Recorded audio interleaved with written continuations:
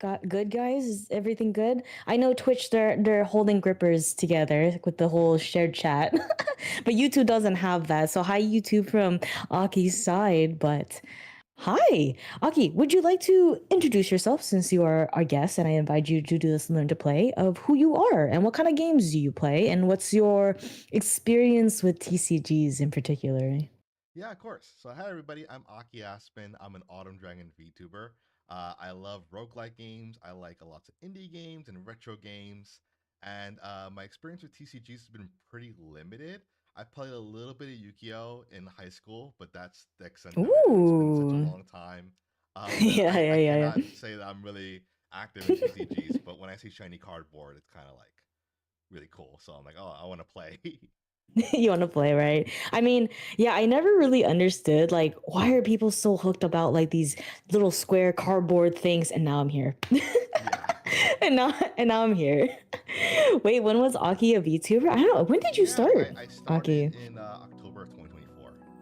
Oh my god. So I've been Hey. for about like almost 2 years. Nice, nice. Yeah, I really love all the games that you've been playing on stream because I love really great art, cool mechanics, super silly, maybe even story-like games. And I was just like, what is this game? I don't even know what this game is. I want to play this game. What the hell? So if you're into that, please check out Aki. They are wonderful. And I guess I'll do my introduction to your wait, what is your community called again? I love your mascot for them. Falcons. The what? They're called Falcons. The Palcones. It's so cute, you guys. Like I saw the design for it. I was like, shut up. Yeah, The those Palcone. little squirrel creatures that look like the hyenas. Those are Yeah. Falcons. Yeah, right. Well, but to the Palcones. Hi guys, my name is Shoku Waddles, leader of the Penguins here in the Antarctic. I love to play a lot of story-like games. We're currently going through our Batman series. Me playing it for the very first time, but I was able to stream for the very first time like Mass Effect, Metal Gear Solid, which I think I might be playing Volume 2 coming up. I have been playing Grand Archive for 3 years now.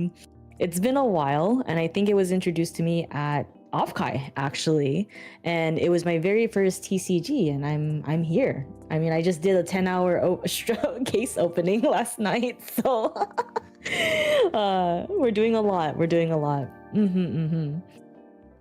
you get a lot of good pulls though? Okay, so little backstory about that. So for me personally, got one case, which is 6 boxes, 6 booster boxes, which each booster box has 24 packs. Okay, and of course I got starter decks. In my case, I actually pulled a collector super rare, with the shiny signature. And not only that, it was my husband, my first husbando in Grand Archive. Oh, Oh, nice. so I was so excited for that, and it was like the first box.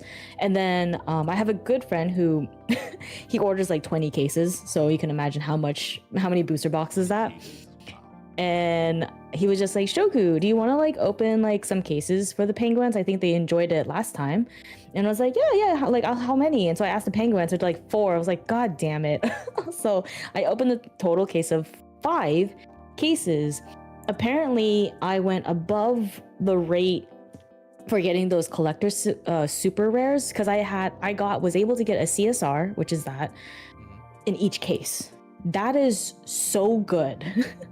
That is a very, very good hit rate. I think I forgot what the rate is, but I think it's like maybe like 1 out of 15, if I remember, of cases you'll hit a CSR. I hit it 5 out of 5 last Wow. night. Yeah, it was actually insane. It was actually insane. That's pretty Uh, good. yeah, so I got him the shinies. I even got him more shinies that were even more rare, and I got my shinies that I actually really wanted. So we definitely got our money's worth in our cases. But he came to me and was just like, Shoku, I'm not doing too well on my current cases I've opened. Mm-hmm. I need you to pull 2 CSRs. I was like, bet. And so I opened him 3. So you just have like that pack opening luck Yeah. that everyone comes to you and is like, open my packs, please. Well, apparently, and then so after that stream last night, all my friends from that I made in Grand Archive and locals were just like, Shoku, you want to open some of my cases tomorrow? Mix it. I was like, bro, it took me 10 hours to open this. I was gonna be literally a week for me to open everyone's cases because I cannot do that 10-hour session anymore. That's too much.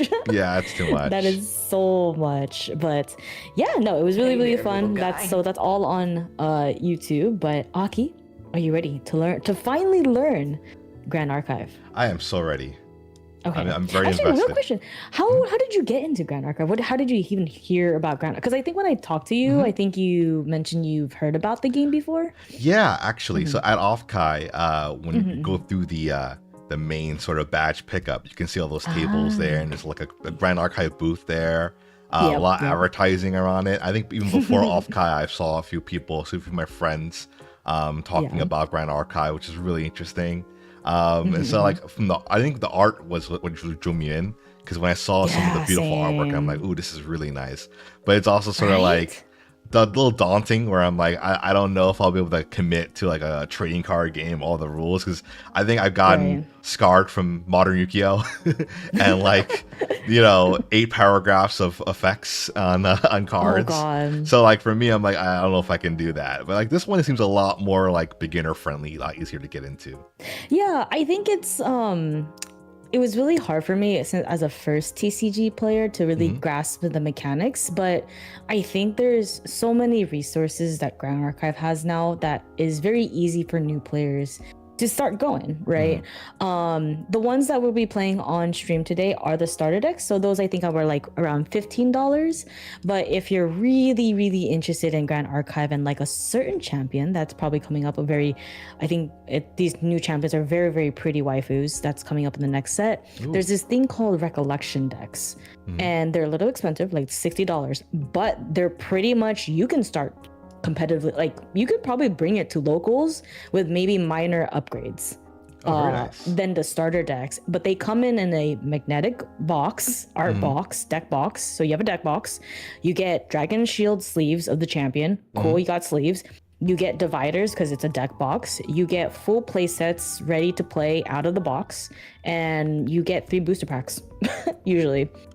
And a chance to get a CSR. So I'm like, $60 compared to $15 to not do as much updates. I always recommend those nice recollection boxes. Yeah, they look really good too. They're really high quality. I love the deck boxes that they come out with. I've seen people like actually legit just grab that and just start playing at locals. And I'm just like, cool. I love that for you. I love that for you.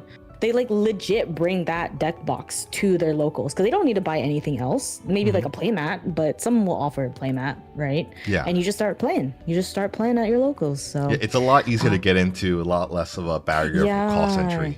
Yeah. Don't worry, I got you. I got some cards for you. I can bring some cards next time. Okay, awesome. I'll be like, here, what do you need? What do you need? What do you need? You can have all like the big deck, like the big bag of all the cards, and you're like, here, you can have like all this bulk. Oh my God, I need to send you the photo of like the packs I ripped and put it on my ground last night. It was like a pile of leaves. A pile of leaves? It took 2 trash bags, 2 kitchen-sized trash bags. Oh man. Yeah. That's and I was just insane. like, I'm creating a nest here. But actually, speaking of that, what is even more accessible for new players is the thing that's in front of our screen right now. I think it was honestly within this year, I believe Grand Archive officially released a free sandbox application that is shown right here. So you can play Grand Archive online for free, test out decks, play with friends online if you don't have like much of a local scene, but it is not automatic. So that is why we're here, to teach how to play and then kind of also navigate through sandbox, which is pretty nice, really nice. I really like it a lot. So alrighty, as usual guys, please let us know if there needs to be any adjustments on both of our streams, or if you guys have any questions as we go through the how to play Grand Archive. So Aki, in your screen right now, we're gonna go from the word champion, and then we're gonna go kind of like counterclockwise, okay, in the space that's in front of you in your half of the screen.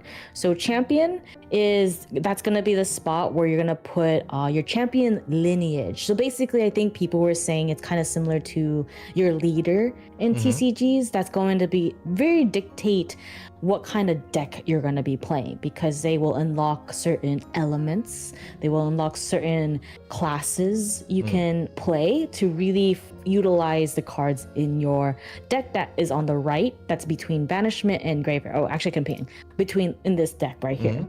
So you can see the ping on my end, right? And so you're going to put that, and then with the sandbox, you'll see like a little minus and plus. That is going to be the life total that we're going to add damages. In Grand Archive, we count up because the health will always increase. And then once you reach that max health number in your champion, you win the game. But what's cool is that underneath your name on the bottom left, you see Aki Aspen, right? Yeah. And you kind of see like a gray bar and then maybe like 00 and then 0/0. Between your name and then like those logos, it's kind of like a fighting game. It's going to have a health bar once you put a spirit in there. So if I put like a spirit right here, boom, you'll see the green hits right there, right? And it's cool because if I put another one, it increases. If I remove, now it's 15 out of 15. If I add the level 1 again, 19 out of 19. And so it will count up. But when your life ball goes to 0, you have won the game if you're going against your opponent, right?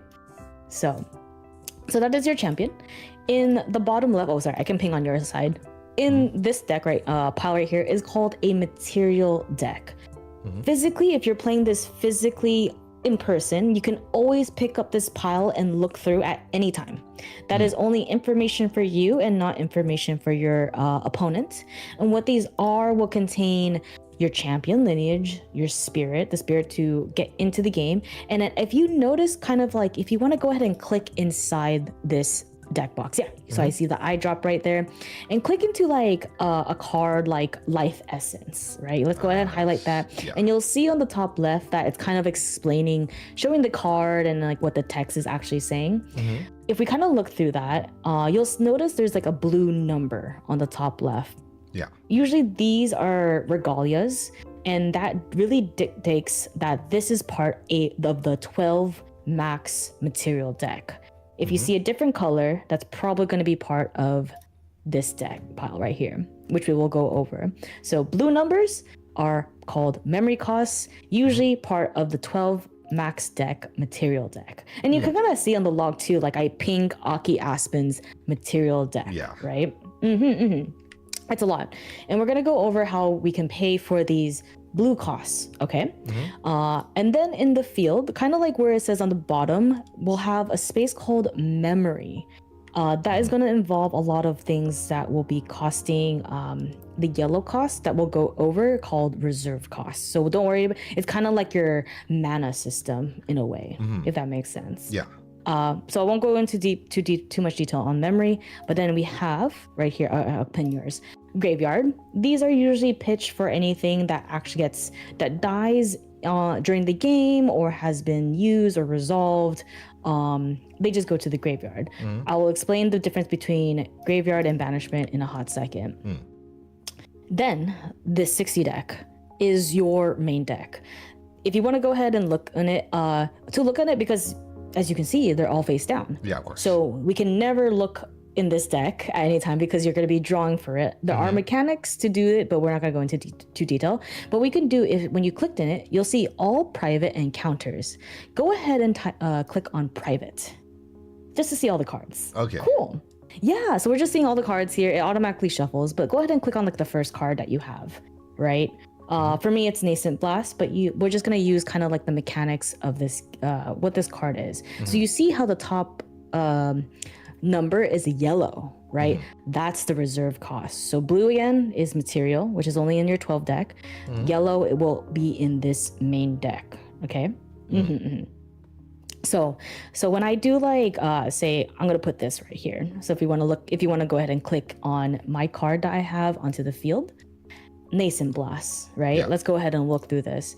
I really wish there was a way you can like make it larger. I was gonna say really it's kind of tiny. It's hard to read everything. It's so I know people have made suggestions to the devs to if there is a way to kind of enlarge, because I know in Tabletop Simulator you can enlarge it by like scroll reeling or control whatever to scroll and make it a lot larger, right? But as of for now, we only have the text, so that's why it's a little difficult. But we'll go through the identity of the card right now. So top left, you have the costs and the type, right? Blue or yellow. In the middle, we see Nascent Blast, which is the title of the card. And then on the right, you see a circle, but it is gray, right? Gray, and it says on the bottom, it's really hard to see, but it will say Norm. I think I can put out another card. You'll see this one right here, Cryogenic Ritual. It's water, right? Basic elements, we'll go over that as we go through the game. So that's going to be dictate your element. Then we have a cool art, of course, in the middle. We really like that. And then I always highly recommend people to be careful about reading this next part, where you see where it's action - cleric / mage spell. That's going to be very key, specifically about like things called like class bonus, types of like the next spell you use. I can negate an action card. That's where a lot of players will look to how to interact with that. So it's really good to get in the habit of reading that little bar that's between the art and the body of the text. And of course, like the way I'm introducing you these things, this is how you usually interact and go down the line. We read top to left to right, and top to down. Then it says, we say, I will pay like 3, right, to deal 3 damage to a target unit. If Nascent Blast is empowered, put in its owner's memory. Don't worry about that. You get like the context of it, and then you get a nice flavor text, because there is lore in this game, which is really fun. It's really interesting. Grand Archive is its own IP, so it's really nice to see, kind of like have something new, right? That's not like a different like IP, right? That already exists in a TCG. And then you'll notice that on the bottom right is fast, right? Let me see if I see one that's okay, here, perfect. So you see how this one is fast and this one is slow. Fast is basically can be activated at any time in response to like your opponent playing something. Slow can only be played, if you look at the right side where it says wake up, materialize, recollection, they can only be played in your main phase. Okay. Yeah, usually because they're like a lot stronger, they're not really reactive, right? But fast, you can play that anytime during the game. Can you also do it in response to your own resolve effects? Yes, you can. That's a great question. You can be like, you play like an ally, right? And you want to like buff it or do something in response to the ally entering. We'll get too nitty gritty, but sometimes people will be like, I will hold while holding priority, then I will play this. You can say that. Or you can say, do you have any response? Your opponent doesn't have any response, and the opportunity goes back to you, and then you'd be like, okay, then I will play this on top of it. Like, then you're good. So you can stack as like and keep playing to do those cool combos as we play the game. Hold on, give me a second. Oh, I dropped something. So those are like the main cards, and where I'm putting these cards are actually what's called the field. All right, this is the field. This is where you're putting all your champions, your items, your allies, which allies are units are allies in your champions. Action cards, usually when they're resolved, like say if I fully played Nascent Blast on you, you get 3 damage. It goes straight to the graveyard down here. But then like for like cryogenic, yeah, that's like an action too. But like say say like this guy, he's an ally. But when he dies, then he'll go to the graveyard, right? Unless noted by a different card. But he'll stay there, right? He'll stay there, just hanging out. And with life totals with allies in particularly, if you did 1 damage to me, and then you say 1 damage to him, and then you say you pass the turn, his life actually goes back up to 2. It goes back up. So you have to fully kill an ally during your turn. You can do spells at my end turn, I'm gonna kill it with a spell. And I'm like, oh, okay, fine. Like that's fine, right? That's fine. But this is actually a great example that I'm gonna go over now. if we look at like, let's say, my level 1 Dante, right? It's really hard to see the blue the blue circle, but there's actually a 1 blue cost, so 1 material cost. What exactly is that? If I wanted to level up to Dante, right? Actually, after like my spirit, and then I level up to Dante, I have to pay. Nothing's free, right? Nothing is free. Usually I can pay by if I had something in here and just do a random banish. But then that's gonna make my influence, which is the amount of cards I have in my possession and in my hand and memory, low, right? But an alternative cost, if we look at Sheldroid ally right here, it actually explains, and that's why these are starter decks. They explain all the terms. They say while paying for a memory cost, which is 1 cost for Dante, you may banish this card from your graveyard to pay 1 for that cost. So say you killed him, right? And then it goes to my turn and I want to level up. Instead of banishing that card that was in my field, I can banish a float. And that really makes me plus, right? It makes me fully utilize something that's from my graveyard and nothing that I can actually play. If that makes sense. But that's pretty much one of the basics for just the board. And again, we'll go ahead and play like a quick round, kind of just see how the flow state. But the next thing I want to show you now is the top right, where we have the wake up, materialize, and recollection phase. So in a regular round, besides the first round is a little different, that they made some little changes, but typically your round will go as you'll wake up, meaning everything. So if I press W with this card, say actually this is like an ally, right? I don't know, maybe it had like 1 health on it, it's rested, right? Which is the key W. When I go to my wake up phase, there's actually on the bottom next to your start turn, wake up all. I'll wake up all. We go wake up everything first, then we go straight to our materialization, meaning that you can pick a card from here that you would like to materialize to your field or to your champion. Once that has fully resolved, then we'll go to materialize from where? Oh, from this part, okay, from your cool. material deck. Yeah, so any of the blue cards, right? The blue cost cards. Once you do that, then the next phase is recollection. That's right underneath it. And here is a great opportunity to do any fast activating cards or card abilities that you maybe have materialized in your material phase. Because what this recollection phase is saying, like, I had like 3, maybe I played another card, paid more, like 2 more for that. And then before I go into my draw phase, I'll be like, and it's like resolves, right? And I'll say like, is recollection okay? You say, yep, thumbs up. When I recollect, I actually pick up all those cards and I'll draw for my turn. Oh, okay. Yeah, so they're like temporary, but you want to be very mindful what you put in your memory. Definitely hold those fast cards because they're mainly reactions, right? Slow cards, you probably don't need them during your opponent's turn because you can't even play them, right? So you would use those like, say I want to pay for this guy, right? Say like, okay, I'm gonna play Sheldroid, and it's 2 costs, right? 2 costs. Okay, so I need to put down in my hand 2 cards in my field from my hand, right? As you can see here, you can when you hover over it or you can select it, you can press R, or you can physically drag them to the field. And then that would pay for that, right? And then I would be like, okay, recollection, draw. And then we go into our main phase, play any items, play any allies that don't probably have fast activation noted, play actions if you want, but you can still play actions in your main phase if you want.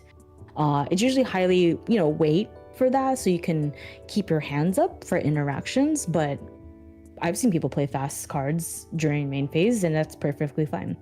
And then of course we get to end phase if you have any abilities during that, or if you want to play some things more in the end phase, you can, and then it goes over to the next person's turn. I know it's a lot. Yeah.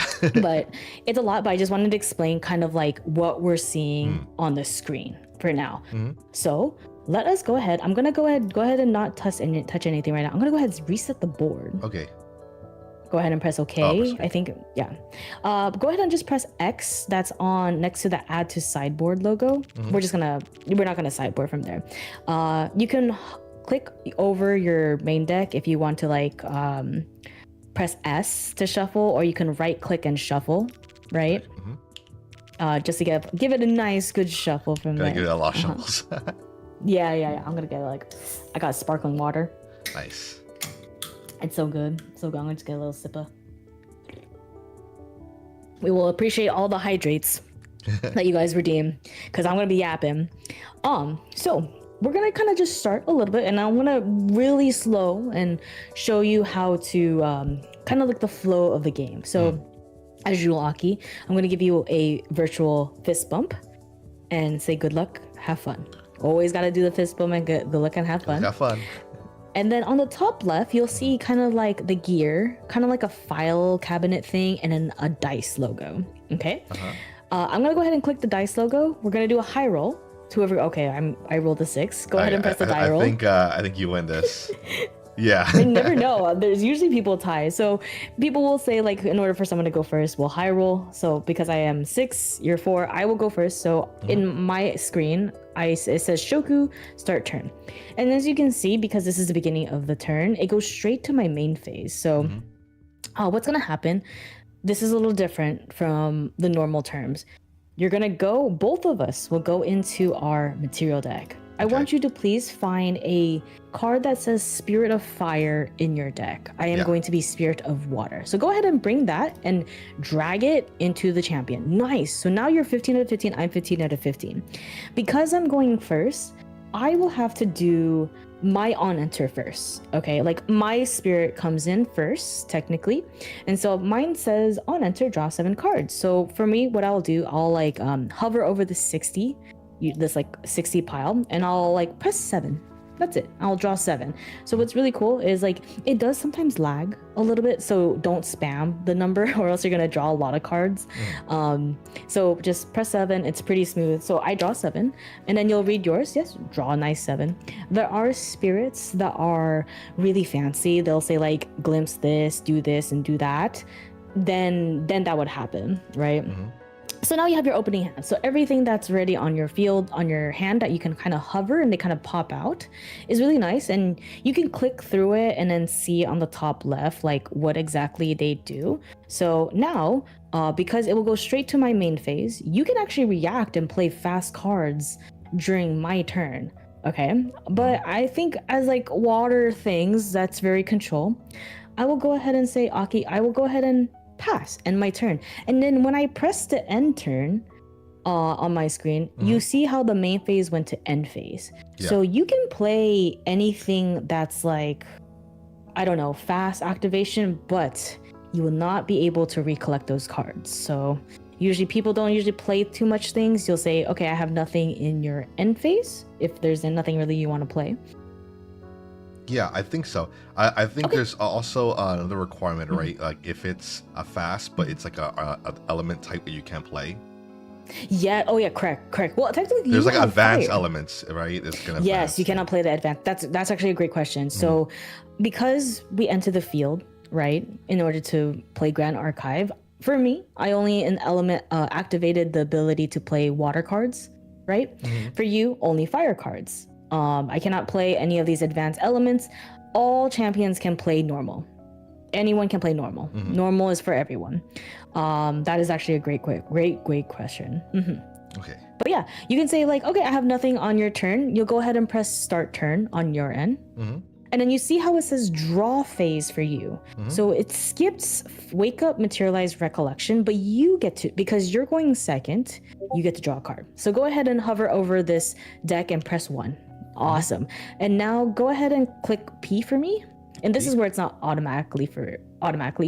We move to the main phase from here. So now you can play any cards you want, any allies, any items you want. You want to just start swinging at me. So how do I play a card that's 2 costs? I have to put 2 cards from my memory? So you can, some people, they like to either pay the memory first and then take out the card to put in the field. Some people like to put the card on the field first and then pay the memory cost. So to pay for the memory cost, you're just going to drag from your hand to the light gray area that's on the bottom. Light gray, the memory area. Yeah, I think I'm in dark mode. I don't know what mode you're in, but it's a Oh, yeah, space that I'm says in. memory. Yeah. Gotcha. So if I Mhm. drag it face up, will it be face up when I put it down in memory, or? It will be face down in memory, Okay. so I won't be able to see it. Yeah. But if you're playing it in real life, that's your information. You can always pick it up at any time to see what it is, but you don't have to show it to me. Okay. So Yeah, they're automatically face down to I put you. 2 Yeah, there, and then I want correct. to play Yes. her.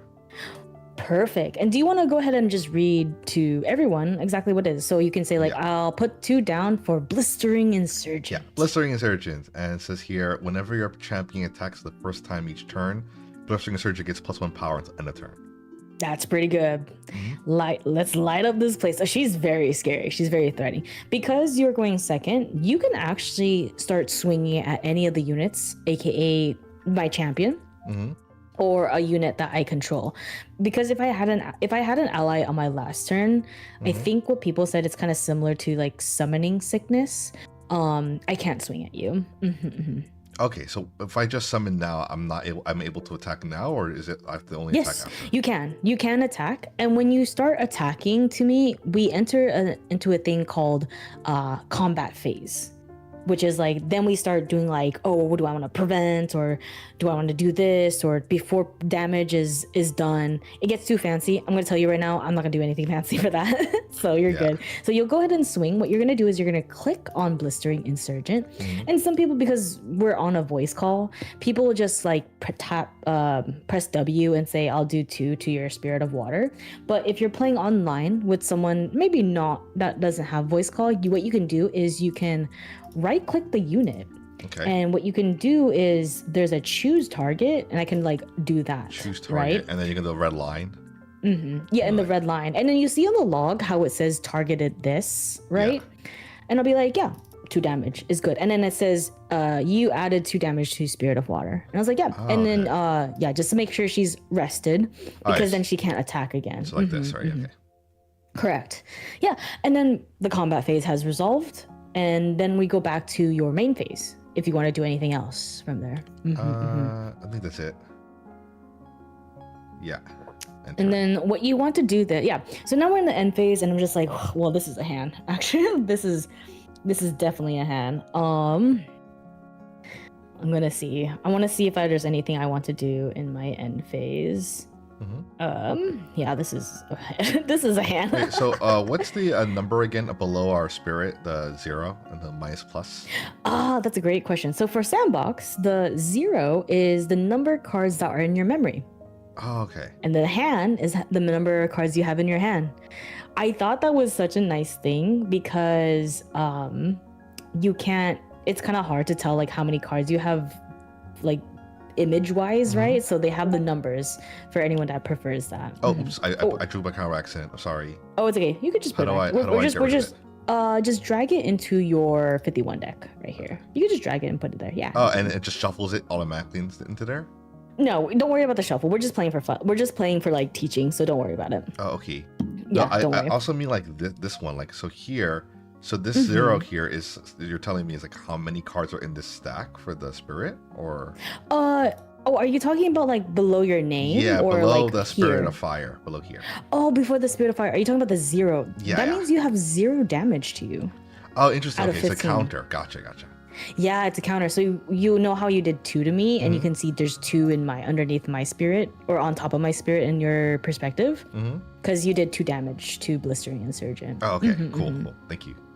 Yeah, great questions. I have a hand apparently.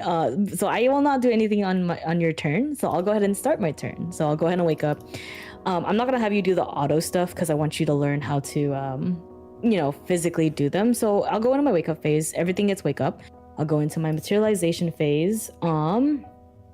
And I know, chat, for people, Grand Archive Penguins here, they don't have Genoko Womb yet, so I just have backup charger for now in the starter deck, but I'm gonna replace it with that. I'm gonna go ahead and materialize Life Essence Amulet. It is a 0 cost, so I don't have to pay anything from my memory or from my floating memory from my graveyard. So whenever an ally you control dies while it's not your turn, you may banish Life Essence Amulet. If you do, draw a card. Pretty cool. Pretty cool. And because that, we always read the card after you materialize, and then once it's resolved, we go into Recollection. So if there's anything like in my Recollection phase, nothing too much. I'll go ahead and I'll say to you, Aki, with just courtesy, I'll be like, oh, is Recollection good to go? Yeah.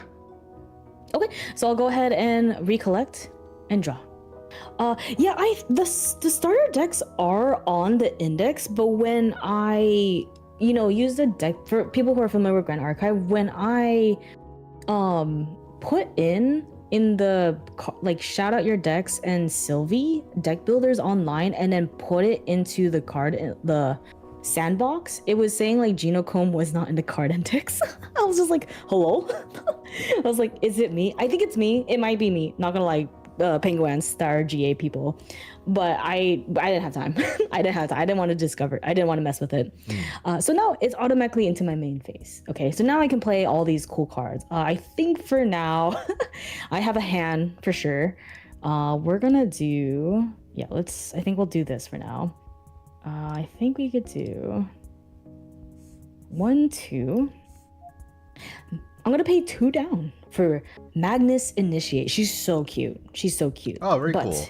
Yeah, if you want to look at her, and then you can kind of see in the brackets, it says class bonus. I can't do that because remember that bar I was telling you between the art and the body? I'm only a champion. I'm not a cleric or mage. So I'm not able to do the class bonus, which is basically on enter empower. Because I can't do that, we go to the next line. It says on death, draw a card. So when she dies, I'll get to be able to draw a card. Okay. Yeah. Very cool. And then, so now I've done that in my main phase. If you had like any fast activation cards, right? You can be like, you on activation of Magnus Initiate, I want to play this fast card, right? Like that gives you an opportunity, most likely. But yeah, hi everyone. Hi. And then now I'm going to go ahead. You know what? I'm going to go and do 1 damage. Oh, yeah. Should I wake up my card like this? No, because you haven't gone through your wake up phase. Yeah. You haven't done your wake up. If you was awake and I attacked it, you can retaliate. Oh, I understand. And basically, you can clap back, basically. But because you're rested and you don't have, there's other terms where you can clap back when you're rested, which you don't worry about it. You can't retaliate in this case. So I'm doing 1 damage to Blistering Insurgent. Anything to save or maybe even kill my Magnus Initiate before the damage gets fully into Blistering Insurgent. I don't think I can do anything. Yeah, which is sad. That's why I always have to ask these questions, because I love having new players be like, I'm giving you questions, but then I want you to play how you want to play, right? But if there's nothing, that's totally fine. Then what happens is she will die, basically go to 0. And when allies hit 0, they will go to the graveyard. Okay. And then what happens to the 2 cards I have in the memory? Oh, they stay there. They stay there until you hit your recollection phase. So when I have a recollection phase, these cards get put into graveyard or they get put into my hands? Which one? The one in your memory? Yeah. When you recollect, kind of like get all the cards in your memory zone and put them in your hand when you recollect. Interesting. Okay. Yeah. So it's like it's a cool resource system, right? Cool, very, very cool resource system. I'm not showing any ban cards. It's only backup charger, but I know that card is expensive. Don't worry, guys. It's just for today's purpose. But I'm gonna use when I play that card, I will use it as the Genocomb that I posted on our Discord.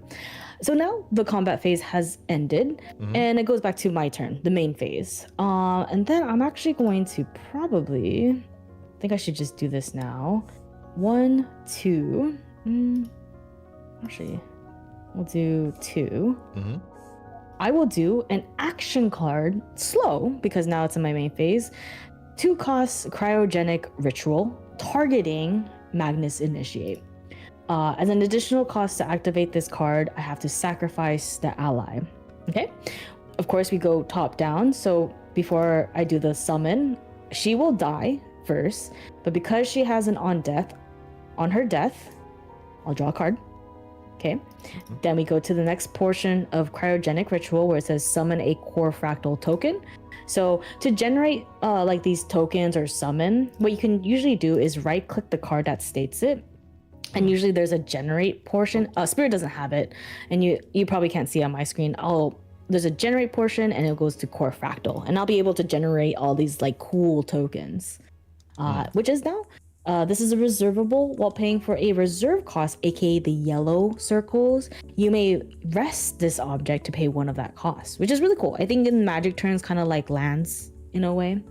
Your lands to pay for mana. And then at the end it says like, oh, it's a floating memory, so I can pay it when I level up to my next champion. So this has resolve and it hits my graveyard because it's an action card.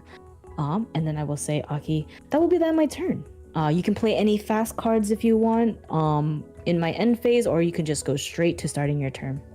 I think I'll go straight to starting my turn. Go ahead and start your turn. Okay. Awesome. So yeah, so you wake up, everything will get everyone's dead. Unrested. Yeah, everyone's dead. Everything's dead. Okay, Yeah. and then materialization. So now I can. Correct. Nice. I can choose something to bring to my hand, or how does that work again? You can, so anything in your material deck, you can like quote unquote materialize a card, regalia or champion, right? You do have things that probably you can pay for a 1 or 2 costs, but it will lessen the cards that you'll have in your hand. But if you think you have to level up, then it's highly recommended, or you can use a 0 cost, right? So feel free to just quickly look through this life essence amulet. Yeah, especially if you're playing allies and I'm like, okay, I need to deal with them, you'll be able to draw a card. Yeah. And what it is, it's again 0 cost, similar to what I played before. Awesome. And so when you fully materialize life essence, you go straight to your recollection phase. Awesome. Yeah. And now I want to recollect all. Yeah, and then if you want to do any fast cards, but then if you're good, then you'll tell me like, hey Shoku, is recollection okay? Yeah. Is recollection okay? Yeah, recollection is good to go. And then on the bottom right, you can see recollect all above wake up all. Go ahead and click that button and go ahead and draw 1 card into your 52 deck. Yeah. My head hurts. It is a lot. It is a lot, but I think once we do like a game more slow, like more fluid, it will make sense, right? Especially because we're going to be very stating each phase, each thing out loud, and then it will just start to be like second nature. And now, yeah, you automatically go into your main phase. Okay, let me see what to do here. I'm going to, let's see. I'm going to pay the cost here. Okay, so yeah, sounds good. Put this one in. And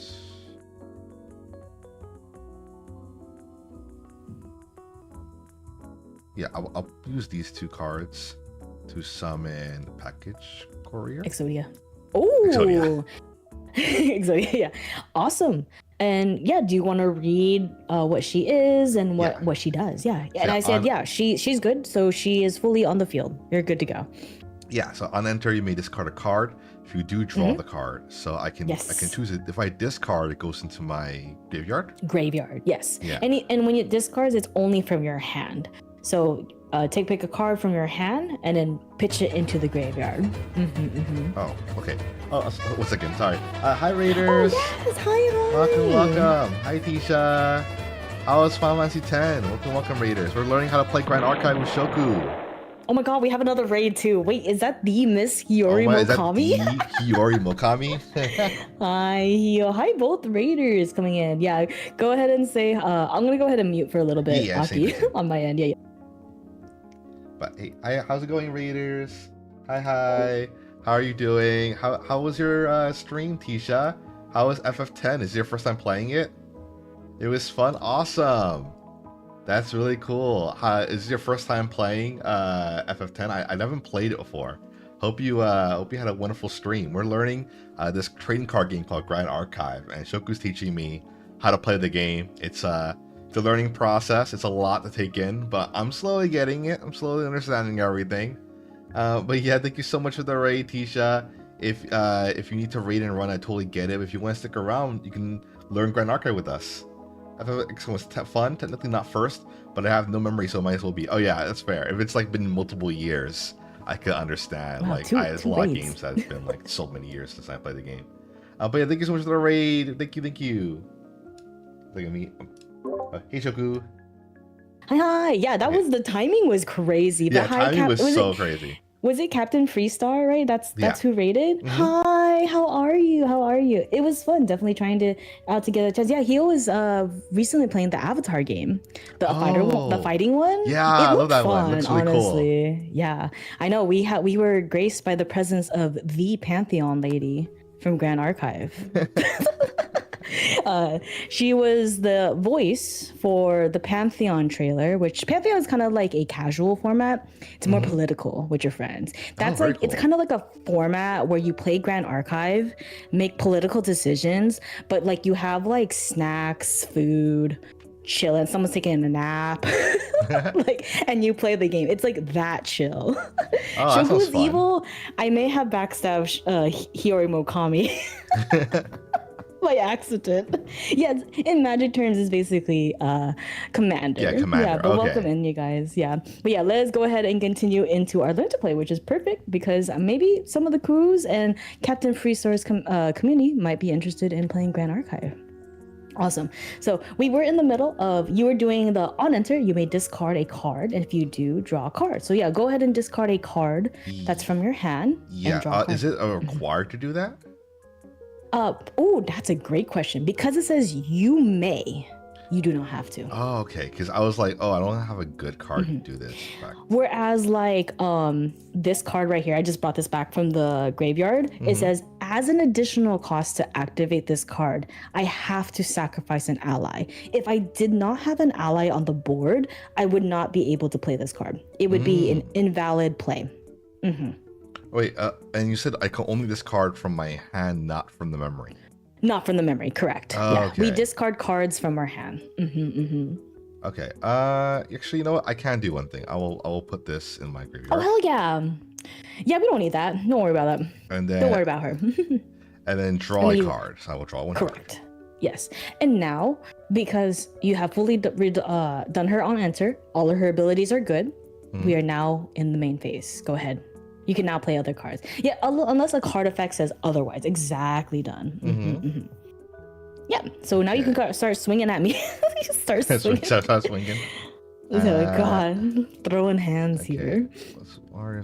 So what type of cards? Is anything that says champion or spirit, I guess I can use?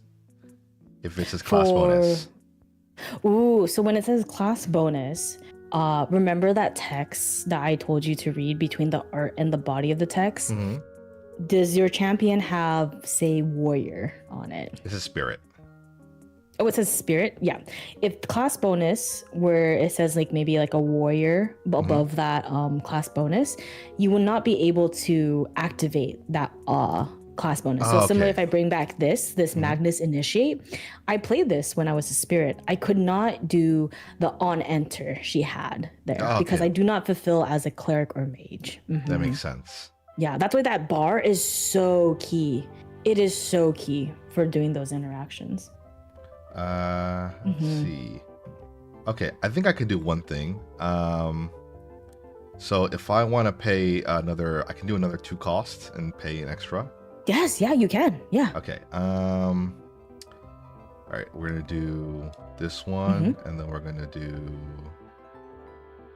which one I want to get rid of. I know, decisions. Yeah, well, Aki's doing that for everyone coming here and kind of familiar with TCGs. Fire is very aggressive, right? You're super aggro. You can be aggro. You're pitching things to your graveyard so you can do big swings early game, but can quickly burn out. Dante starter deck is a water deck. Water usually has the identity of control to be able to do the cool combos at the late game.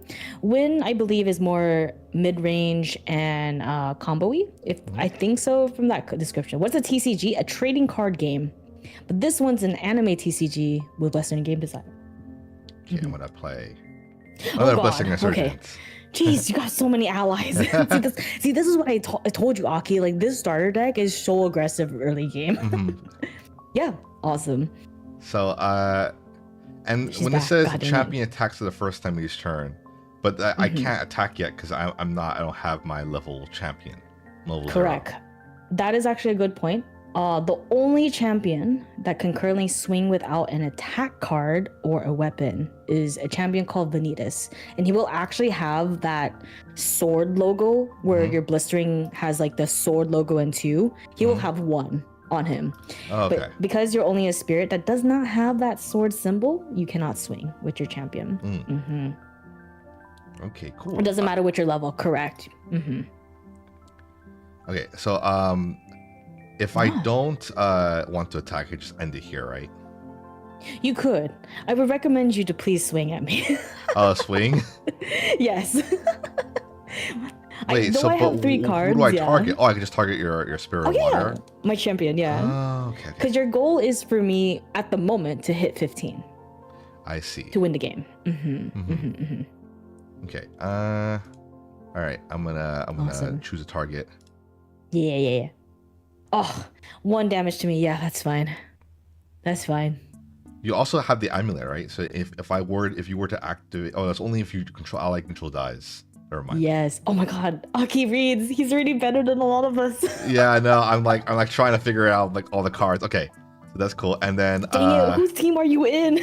Ryan Penguin. What the fuck? And you can attack with all the cards or just one card, or You can attack with as many units as you want.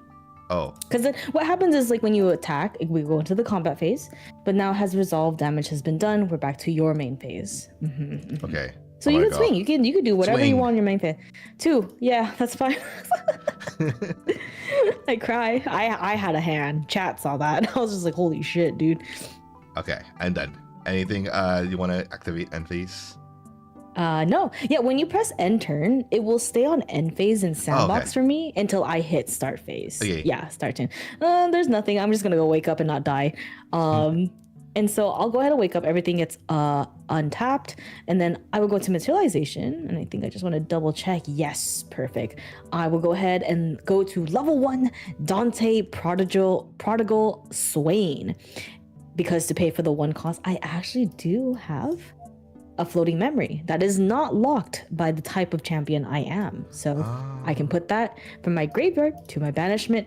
He is now fully onto the field. And of course, with every card activations, we must read all the abilities for it to fully resolve. It says on enter, summon an Elysian test subject token. So I'll go ahead and right click him and generate an Elysian test subject. This is a new mechanic. This is a very new mechanic where it's like Elysian Aura. It talks about as long as you control an object with Elysian Aura, Aenean spell cards you own activate and resolve as if your champion got +2 level, does not stack. And then she has stealth, so basically your allies right now, or the sword that does not have a thing called like true sight, they can't swing at her. Only spells will be able to destroy her. Okay. So she's on the board. I'm gonna do this. If I right click, there's like add counters. I think for here, I'm gonna represent this as like level, right? So right now I'm technically level 3 because of the Elysian test subject that's on the board. That's only for spells, right? That's only for spells. And you'll see once I start interacting with you. So the materialization has been fully resolved from Dante level 1. I go now into recollection phase. There's nothing really on my recollection phase. Is recollection okay, Aki? Yes. Yeah, I'll go ahead and draw and main phase. And for people that's seeing like why I like the P hotkey is because I'm able to do the auto. It will auto recollect and draw for me and go straight to main phase. Only for a Neon spell is very specific. Oh yeah, you're so right. It sucks. I'm just like, I want to do other spells too. Let's see. Ooh, we can do. So now it's in my main phase. Ugh. I can do that. That would be nice. Cause like water is control. Oh my god, break time. Yeah, the break message. It's okay. I know, right? I even have an incoming ad too. That's actually great. But But that's why people got YouTube. They can go over there. Let's see. What do I want to do? Okay. I'm gonna show you a cool example. Maybe. Yeah, we're gonna do that. Because I'm scared of your allies. I'm gonna rest this, right? Pay for one of that yellow cost. And then I'm gonna play 1, 2, so 3 total. To play Keen Tidebinder. And then this is gonna be a great example for class bonus. So class bonus, whenever you empower for the first time each turn, Keen Tidebinder gets +2 power until end of turn.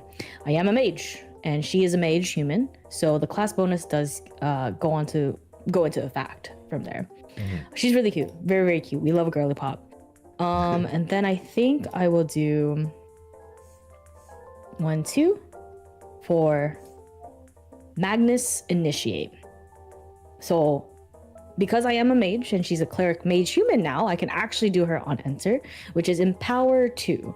So this one we're gonna do 2 more. So now I'm active as level 5 if I played an Aenean spell at the moment, or not a spell, but I am empowered. But because I was empowered for the first time each turn, she gets +2, so she would be actually a 3 right now until end of turn. I'm so dead. Yeah, perma empower 2 would be so strong. That would be insane. That would actually be insane. So I did all of my main phase. But now what I'm gonna do, I'm gonna go ahead and do I'm scared of your allies. I'll go 3. I'm gonna die. It's over. It's over for me. It's okay. 3 to the package courier.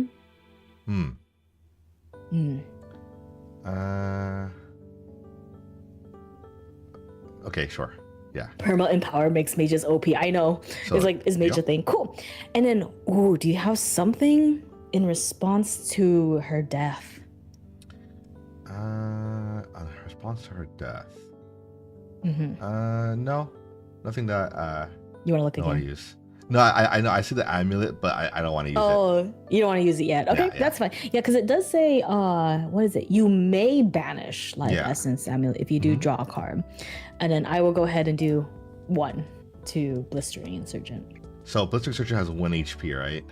She does, okay, so I will now activate Life Essence Amulet. Yeah, so what you'll do properly is like, okay, she dies on death of Blistering Insurgent, you will banish Life Essence. Okay, sounds good. And then any Regalias, any blue costs will go straight to the banishment. Perfect, you did that way perfect right there. And then now the combat phase has ended. So if it has plus level 3 effect and then it sacrifices ally, you can still get the full benefit. I know, right? I still haven't done a spell, so I'm still empowered, right? But actually, I only have 2 cards in hand, so I will go ahead and end my turn. Okay. I lose the +2 from here, basically. Maybe I should do Aenean, and then I'll do separate one for Empower. Because this one, the Elysian Aura is specifically for Aenean spell cards. So I got to do a lot of think funk in here. Yeah, it's a lot. Oh, and also the Keen Tidebinder loses the +2. Yeah, because it's the end of the turn. Oh, okay, cool. Correct. Yeah, because until end of turn. Thank you for that catch. Yeah. So if it has a level 3+ effect and sacrifice an ally, you can still get the full benefit. Yeah, exactly. Because we'll have I have certain cards that says I need to be at a certain level to trigger certain abilities of a card, right? Okay, I'm trying to read what this number is. Okay. So when you want to pay for a material card, yes, the blue, you mentioned that you're paying from your graveyard. Either if you have, you can look at your graveyard, and I can always look at your graveyard too. That's public knowledge for both players. If you have in your graveyard anything floating in memory, if not, you will have to do a random banish from your memory zone, which you can press the button below Wake Up All.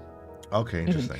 But you can bring out the card first once you're set, and then you'll be like, I'll pay randomly banish from here. The order doesn't really matter too much.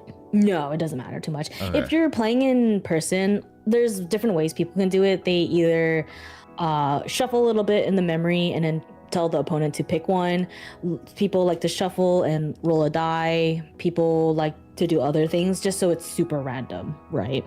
It's just you can't play you can't randomly banish one yourself, like unless you're rolling a die. Yeah, that makes sense. Okay. Yeah. So I kind of want to bring my champion out. Yeah. Okay. Yeah. Do it. Let's do it. Yeah. All right. So I put my champion out here. Cool. We'll pay And for then her I'm gonna cost put first. random banish. Yes. That is perfect. So with Lorraine, you want arcane cards in your banishment zone.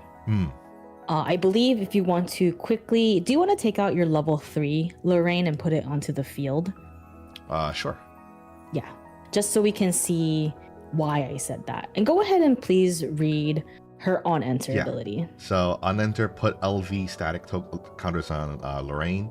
And for each of up to 7 arcane element cards in your banishment, put another static counter on Lorraine. Whenever an arcane element unit deals combat damage to an object, you may remove. One second, I'm going to scroll down. Static counter from this unit and deal 1 damage to the object that was dealt damage. So I think because I was watching a video that you sent me, that it's essentially going to add 1 for each level, and you can choose if you want to or you don't want to per each item to use up to 1 of those static, right? And then you can like reduce it by 1. So it's actually really powerful. And it's really powerful. Yeah, and so that is great that you actually got a arcane card in your banishment. So yeah, we'll go ahead and put her back into your material deck, and then go ahead and she has been fully played. She has been fully paid for, and she is now fully onto the field. Go ahead and read her on enter. Yeah, materialize weapon Just card demand from they pick one. memory. Cost 0. So is the on enter? So I do this right now. So let's say yes, you do this right now. Okay, cost 0. Wait, it has to be with cost 0, right? It does have to be cost 0, and because you're materializing it, you still have to be within the element requirement. There are weird things in Grand Archive where it can say put a weapon card. Which is hilarious. We don't talk about that one. That's correct. And so it has to be still water. Fire or normal for you. Okay, I can't tell what this looks like. Is this? Nah, I see it. All right, I'll put the regalia. Yeah, it's a little difficult. That's the perfect. I think that's the only blade you have. Awesome. What does this reliable blade do? Put is very powerful. Yeah. Yeah, it's as long as you have 3 or more advanced element cards in your banishment, reliable blade has spell shroud. An object with spell shroud cannot be targeted by spells.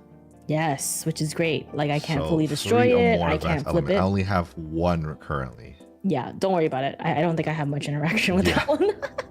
You're safe for now, but a lot of people were saying this reliable blade is pretty good. It's pretty nice because it protects your weapon.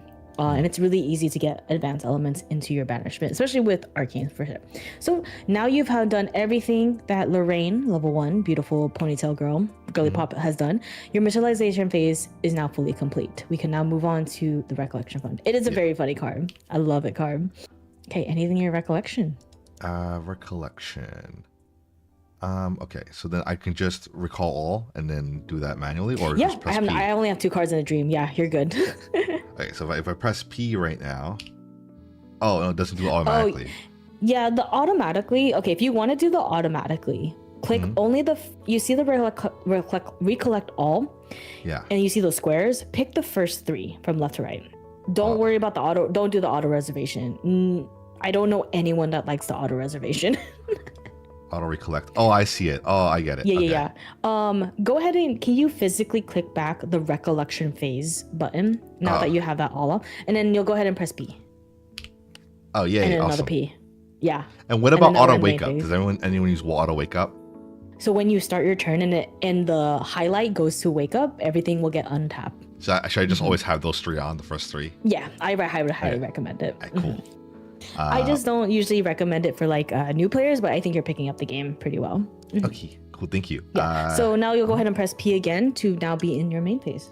Okay, cool. So my main phase. What do I want to do here? That's a great question. Yeah. So arcane cards, you can't play them until you get level 3 on your champion, at least for this character.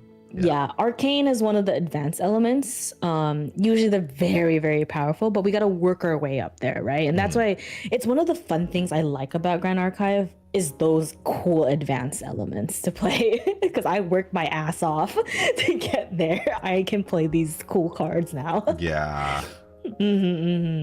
Okay. What do I want to do here? I ask myself that each time I play Grand Archive. I'm just like, what do I want to do here? we're here. Yeah, it's rough. Okay, so People reliable play this blade video. has one attack. That means I can just You attack can right swing. with it. You can. Okay, interesting. Do you have things like maybe remember like I don't know if you have more of the blistering insurgents? Remember when it's like whenever your champion attacks for the first time, it can get buff. So maybe any cards similar to that before you start swinging. I would do be nice. have Tinder Soldier. Ooh, So- okay. What does she do? What does she So do? she says, whenever you discard a fire element card, if there are no buff counters on Tinder Soldier, put a buff counter on Tinder Soldier. I just get 1 power and 1 life on each buff counter on them. Basically a buff counter, which is that. Yeah, she's actually pretty great. And if you have any cards that help you discard a card, that would be a cool combo to do. Yeah, so I think I don't have anything right now that lets me just discard yet. But I did have the other one that the package courier, was it, right? Yeah, you have her? No, unfortunately don't. Oh dang, that would have been so nice. Ember Slash is a nice one too. I think that has an on attack, right? Maybe that kind of card. Yes, but if I want to do, I have to discard it, right? So if I put it in my memory, there's no way, there's no effect that I have that can just discard it right now. For Ember Slash? Yeah. Can I see what Ember Slash is real quick? Sure. It's been a hot minute. On attack, if you may discard a card, if you do draw a card. No, I mean, do you, in your 5 hands, do you have a fire card? Yeah, it's a problem. I don't have any other one. Oh, you don't? Never mind. Yeah, that's why I was like, oh. Okay, never mind. Nah, Yeah, if you want to play her, you can play her, but like that would be a great combo, right? Before you take her out, because I mean, you can take her out, right? But I don't think you don't have enough 3 damage to take her out, right? So okay, I'm gonna put unless down you're able to these get 3, to yeah, pay for my Tindered Soldier. yeah, go ahead and do that. I did that, and then yeah, no, I don't have anything yet, but I'll keep that in mind. Yeah.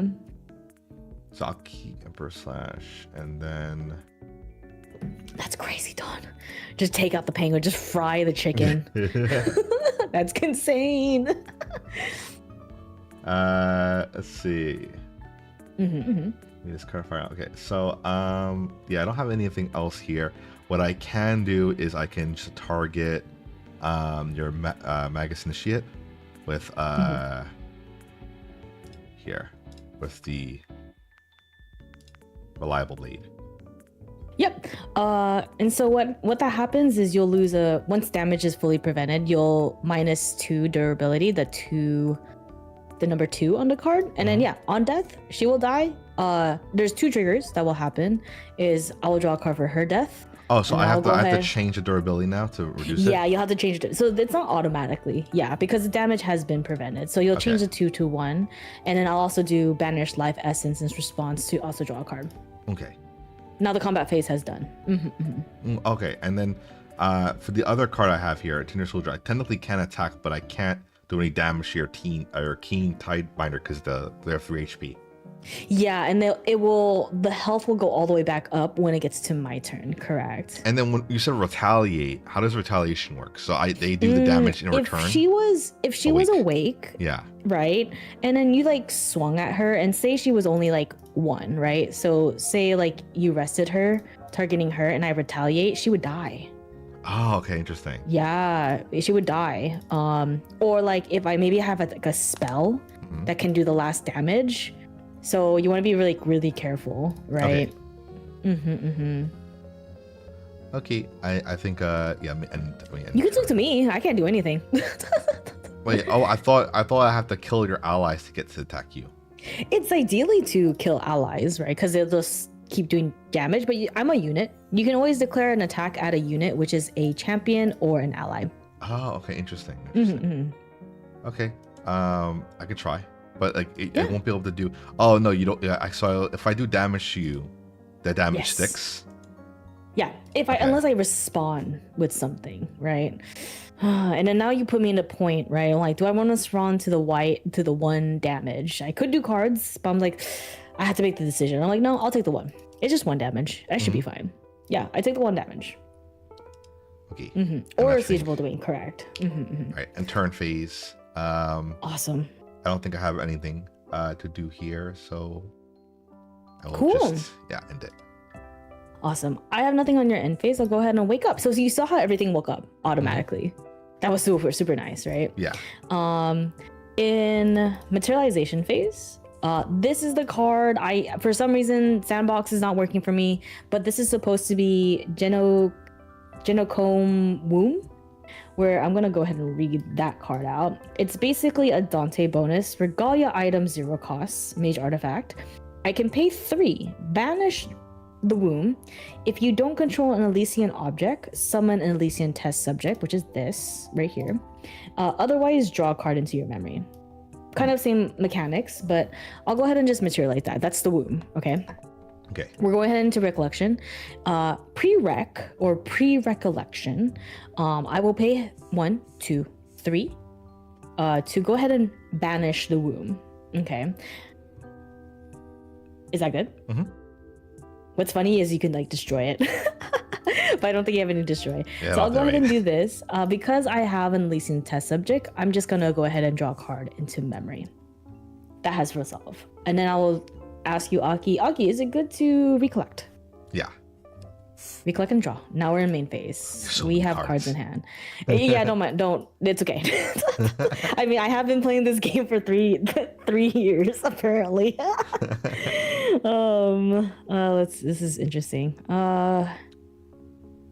But what can I guess I could do that. Part of the cost, so it was already off the board when banishing is part of the cost, so it was already off the. Oh, thank you, Dun. Thank you for that clarification. So there wasn't any interactions you can mess with the womb. That sounds so wrong. That sounds so wrong. See, and now I gotta think. What do I want to do? We have this card, and it's cool. You can like rearrange your hand too, so how you want to see your cards. I think I want to do. I think we gotta do this. I think that's. I'm just scared. I want to like level up, maybe? I don't know. No, we can do this. 1, 2, 3. She's back. Oh wait, I don't need. Wait, hold on. I don't need her. Hold on. I forgot I had her already on the board. Let's do 1, 2. She's back. Magnus, initiate. Okay. So she gets to empower 2, so I'll do a different counter in orange. Empower. And it's cool because you can like hover over my counters and see what they represent, right? So if it was a neon, it could be 5. If it's just a regular spell, it can be just 4. As I'm level 3. So she's there. Because I empower. So there's like a lot of things you have to keep track, right? Especially for Dante. She's +3. And then what I'll do is 1. Okay, so sorry, how much did you hit me for? Just 1. So okay. You'll do the plus on her, yeah. You know what? Because I want to see you do the combo. I'm gonna go with 3 to face. We're gonna start doing damage to you. Okay. So 3 more? Yeah, 3 more to Lorraine. And then what we'll do is I think I'll do 1, 2. No, not that one. 1, 2. Cryogenic ritual to sacrifice this ally again. I'll go ahead and draw a card on death. Summon a fractal token. There's a lot of stuff's happening. Yeah, a lot is happening. Don't worry. He's a bunch of combos. Don't mind him. So sorry, what was the empower coming from again? Oh, it was from the Magnus Initiate on enter. Oh, okay. I thought it was only applying to the Magnus Initiate itself, not the champ. No, so apply this effect only if your champion class matches this. You only empower your champion. That's actually a great question. Oh, okay, interesting. Because when I read it at first, I thought it meant like only empower Magus Initiate, right? Because it isn't specified who you're empowering. Yeah. It should only be your champion Honestly, Dante's the first mage I've ever played. I am a Diana main for Grand Archive people here. That does a different mechanic. So I'm just like, what are spells? I just go pew pew. I just go pew pew. It was from the Magnus, but that's a great question. Empower goes to your champion. So she dies. I did do a spell in cryogenic ritual, so I lose the empowerment from her. So that's why I don't have that 2 counter anymore. So yeah, I had to be very careful what type of action cards I play, because empower is only affected to the next spell I activate. When you should play Arya, I know I should. No, people want me to play Arya. She's an awesome champion. And then it goes back to my main phase. And you know what I'm gonna do? Let's do the funny. 1, 2, because this is now paying. I have 2 of these reservables that pay for the yellow cost. I'm gonna kill her. I'm gonna put her into the graveyard and summon another core fractal token. Wait, you just paid to kill your king? Yeah, but I have 1, 2, 3 floating memories to pay for the next interesting. Level. Okay. Yeah. And you're doing 5D chess. I'm just still playing like tic-tac-toe over here. I forgot. Does anyone know the difficulty of the Dante starter deck? I know the Lorraine one was 2 level. Killing your own allies is a war crime. Dante had to get to level 3, okay? I want to show the nice, cool stuff, okay? Okay, wake up phase. Sorry, I didn't confirm if you wanted to enter or not. Oh no, I already. So when I already pressed the end turn, that means I'm already passing the opportunity to you. So yeah, my wake up phase, and then I can press P. Unless you do something special, I'm just like whoa, Walkie. Now we're gonna throw hands at this time. We're gonna throw hands. Let's see, materialize. Thank you, Excalibur. Thank you. I think what was the hardest difficulty starter deck? I think that was Kong Ming, right? Kong Ming is one of the most difficult starter decks out there. They usually will have the difficulty in the back of the box if anyone's ever interested in looking at those, picking up. I'm gonna send this card out. Oh, bobble! Sorry, bobble. You have to say bobble. Bobble. The hand, bobble. So now we immediately both draw a card right now, like whenever you banish it. Oh, when you banish it. You can banish it in your recollection phase. You can banish it in my turn anytime. Okay. Whenever you need a card, but you do give me a card. That's the thing. Okay. Do you normally keep, just curious, do you keep your reliable blade or anything in the back row, or does it really matter like where you put it? That's a great question. For Sandbox, I keep on the back row. Okay. I like my allies in the front. They're like kind of like the front men kind of deal. If we were playing like in person, I kind of put it like near my champion because they're like the ones using it, right? Yeah. So, but I've seen such a variety of different placements. Okay. Very cool. Okay, so that's my materialization, recollection time. Awesome. Yeah. And actually, you mentioned when you mentioned the banish for this. So any banish or card ability, treat it as like a fast card. Anything with like a fast, so you can activate it anytime. Oh, okay. So if it says banish, I thought I need another card effect to banish it, or is it just like anytime like I'm banishing it?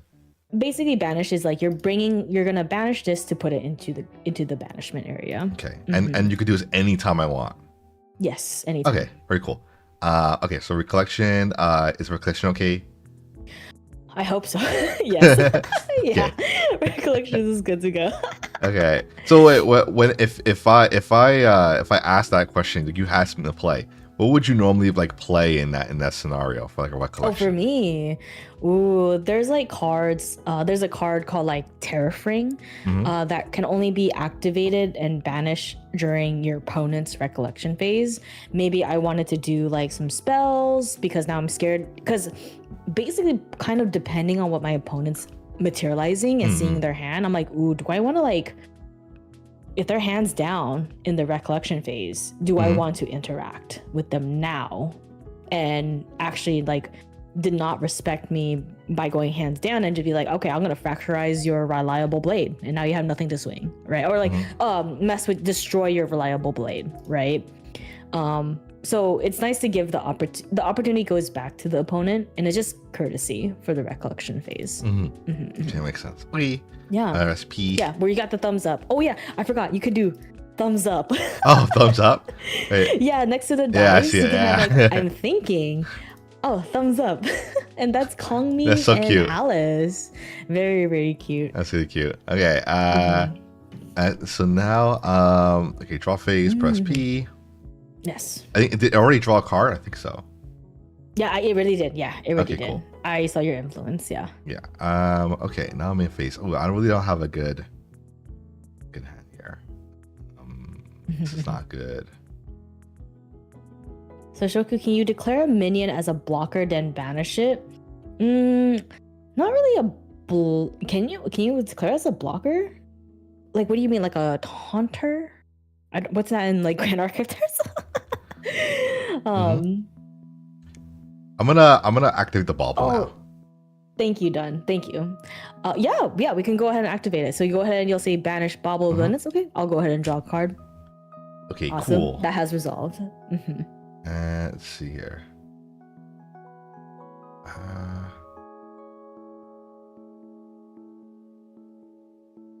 What do I want?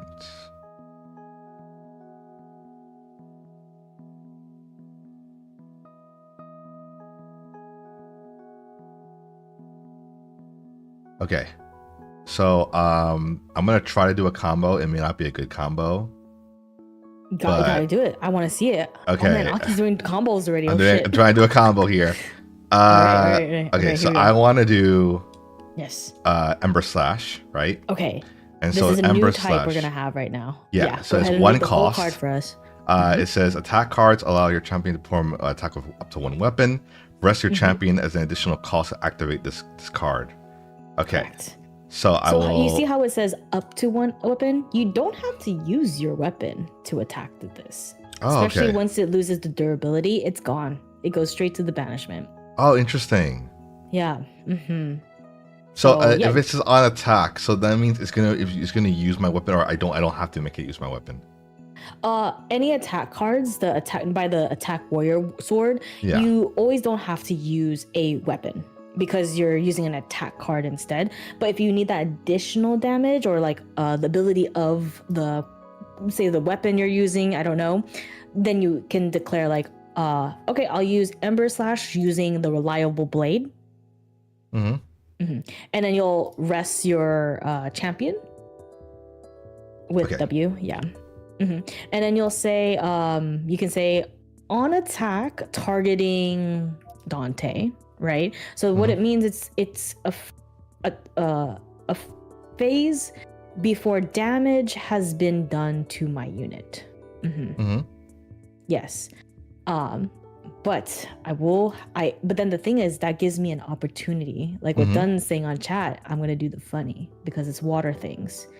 I'll be like, okay, on attack, before you do the discard and draw a card, I will respond by 1, 2. I will play a Neon Frozen Shunt. If a unit is attacking, I will end the combat phase. Because right now, once you declared Ember Slash, remember I said we're in the combat phase? I'm ending it. So as a phase ends, banish all trigger activations and materializations on the effect stack. So you will not be able to discard and draw a card. Okay. Yeah. So basically what happens... yeah. So this one goes to the graveyard. She stays rested and no damage is done to Dante. Okay. And you weren't able to discard a card, but I have something where I'm level 3. Oh, I'm not level 3. I'm only level 4. It has to be level 4. I don't get to draw a card into memory though. So this gets resolved. I'm only level 3. Okay. But is my main phase still going? Can I still put an ally down? Yeah, hold on. Give me a second. Does it go to banishment? That's a great question, Dun. I always don't know. It's something weird if with these end combat phases. Banish all triggers, activations. I think it might go to banishment. It's an Ember Slash gets banished, doesn't it? Excalibur. Sorry, Excalibur is a judge too. I think it does. Excalibur. Okay, I'll move it. Judge. I think Ember Slash does go to banishment. which is very, very key. And so that ends the combat phase. It's kind of like with the main phase and combat phase, imagine like the two texts, right? Imagine the word main phase on the top, and imagine a little bit of space, and imagine a combat phase, the word combat phase in the bottom. Imagine like two arrows pointing at each other. You just go back and forth until you get into your end phase. So because the combat phase ended, we're back to your main phase. Okay, interesting. Yes. So and then obviously I can't go back to combat, right? That's it for this turn. Until you swing with another turn. Yeah, but because your champion is rested, unless there's a way to wake her up, you can't attack with Lorraine again. Oh, okay. So you can only attack with another woke up ally unit. Yeah. And also if you did declare with Reliable Blade with Ember Slash, it would not lose a durability counter. That was a good point. Interesting. I didn't know that. I thought it would take a durability. That's why I didn't want to do it. I just said no. We're stopping the combat. Yeah. But okay, so so if you use an attack card, it doesn't reduce the counter on a. If you declare it, and I didn't stop the combat phase, it would use the durability counter. Oh, I see. So the effect didn't go through. I understand. Yeah, it just didn't go through. Okay. Even if I prevented the damage, you would still lose the durability because I need something to prevent, right? Something to come at my unit. Very cool. Okay. Yeah, no, great so questions. I want to do Forging Heat. Oh God. Okay. So I will put a durability counter on my target sword. So I will be doing that. Okay, and it's a float too. What the frick? Yeah, I want to pay my cost. Yes. So it's 2 cost, right? I don't have any left floatings. Nope, no floatings. Oh no. Oh, so the float's only for when you pay for something in your material deck. This is a yellow cost, so you'll pay 2 from your hand. Yeah, from my hand. Yeah. Okay, I see what you're saying. And I'll do. Awesome. One of the. Actually, I'll do. Yeah, whatever. Okay. Cool. Yep, has been resolved, and now you can go ahead and put it into the graveyard. Yeah, and then it gets +1 attack to end the turn, so I'll add that 1 attack here. Until end of turn, yeah. So we'll just put that temporarily there. It's always good to get in the habit of that. Awesome. Okay, and then let's see here. You discard fire element charge. Okay, so since I discarded a fire element card, can I resolve Kindred Soldier's effect? If you hold on. This is whenever you discard a fire element card.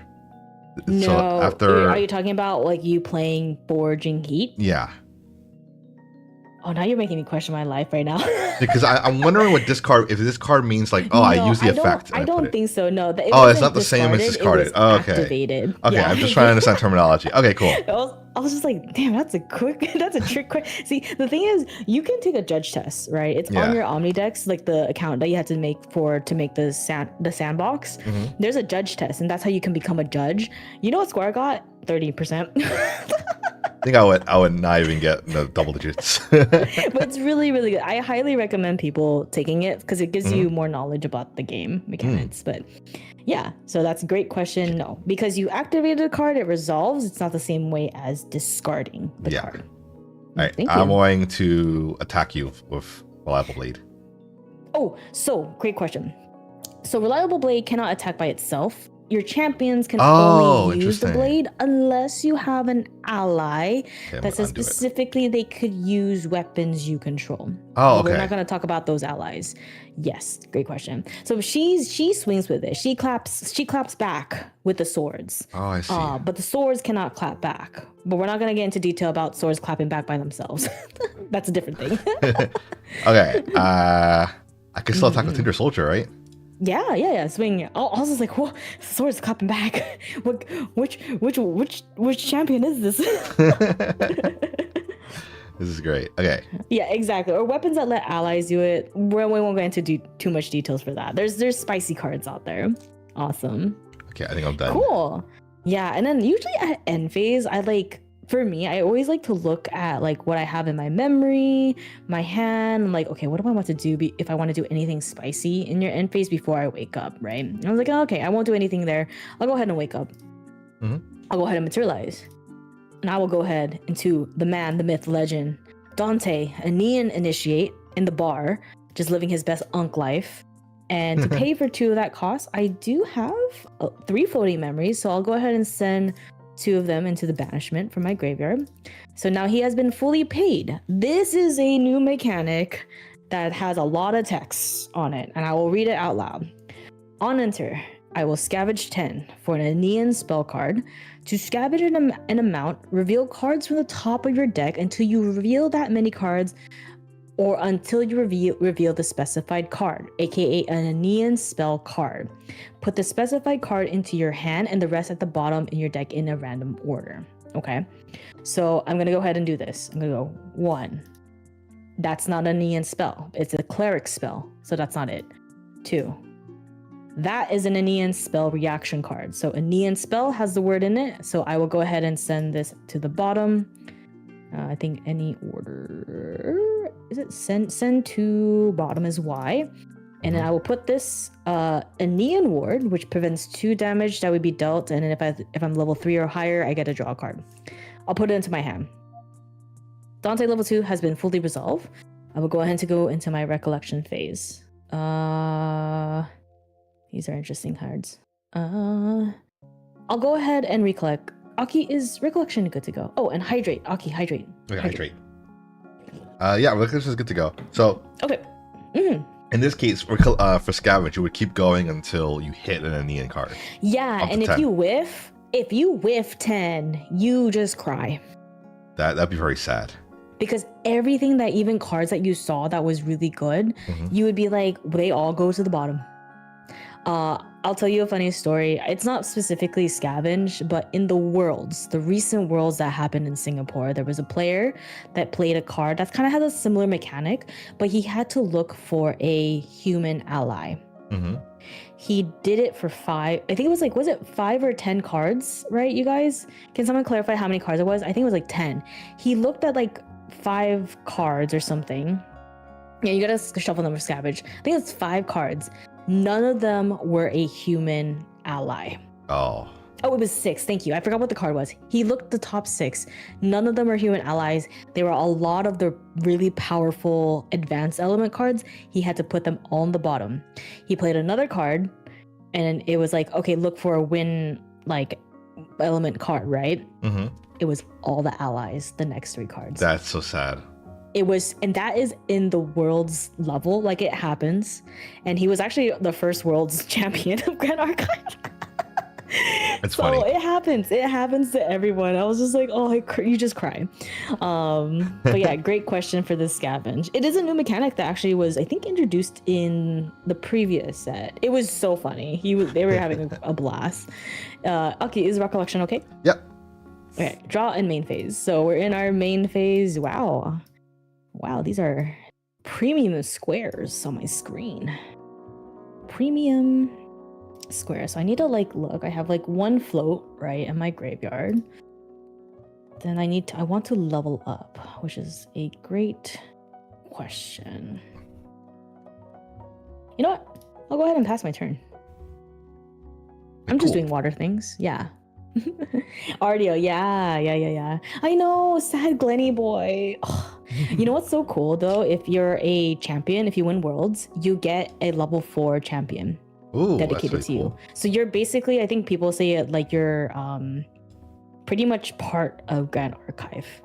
So the 3 champions that we have, they're gonna have their own. The 2 that we've already have their own special cards, and then the 3rd one that we just got right now will have their champion part of their cards. Yeah. Is that Aqua? Hi, Aqua. Oh, hi, Aqua. Aki, say hi to Aqua. Hi, Aqua. How are you doing? Welcome in. Hi. We're playing cardboard. We're learning. Yeah, I'm learning cardboard. Yeah, winning worlds is you basically become a god in card form. Yeah. Oh, that's awesome. You got this? No, I'm gonna get my butt kicked. I have no idea what I'm doing right now. Sorry. I don't know what I'm doing. Shoku's doing these crazy things, and I'm like, Okay. No, see, I have to explain all of these. Okay, I have to explain it. Actually, can you entertain chat for a hot minute? I gotta use the restroom real Yeah, quick. no worries, no worries. But you Take can your go time. ahead, and do your materialization phase, Yeah. and then just talk to chat for me. I'll be right back, you guys. Okay. But yeah, no, I don't know. I don't have trust in my abilities here. I'm learning, and Shoku's a really good teacher. Just a lot of information. I'm like, what is materialization, recollection again? Like, oh, that's a lot. There's a lot. It's really cool though. There's a lot of cool effects.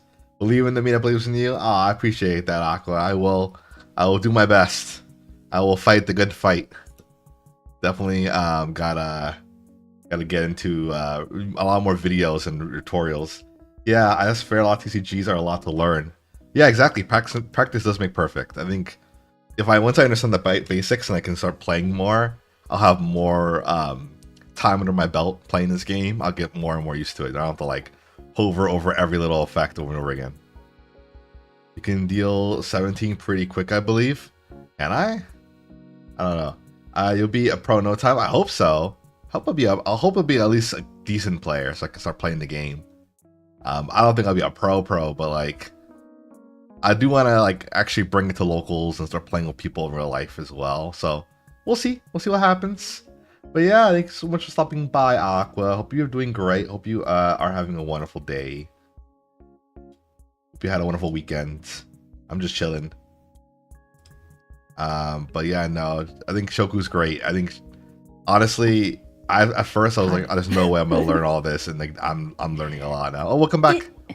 Yeah, it is a lot. I will admit it's a lot, but I think this way is like such a great way to teach. Just I think I've done so many different ways, and this has been the best way. Is like also I force you to take the time to read the cards, right? But I'll ask you questions, right? Because it produces all the great questions you've been asking me that I always keep forgetting to cover, right? And again, it's just like you're literally looking at these cards for the first time. Like I think this is like literally my 10th time looking at the starter deck. Like I had to learn both this and your cards so I can teach you and everyone on stream what all these interaction is. So and then plus I have friends and people who are like very knowledgeable about the rules. So I was asking them questions last night. I was like, can I do this? Yeah, but yeah, yours is really aggro. Again, water is very responsive. So they like to we were gonna play the game on my terms, in my pace, right? So I can do the cool stuff. Okay. Yeah, no, I think it's a lot of reading, but I don't mind it. Yes. It just like all the knowledge kind of like clogs up in your head where you're like swirling around like, oh my god, I have to remember all these terms.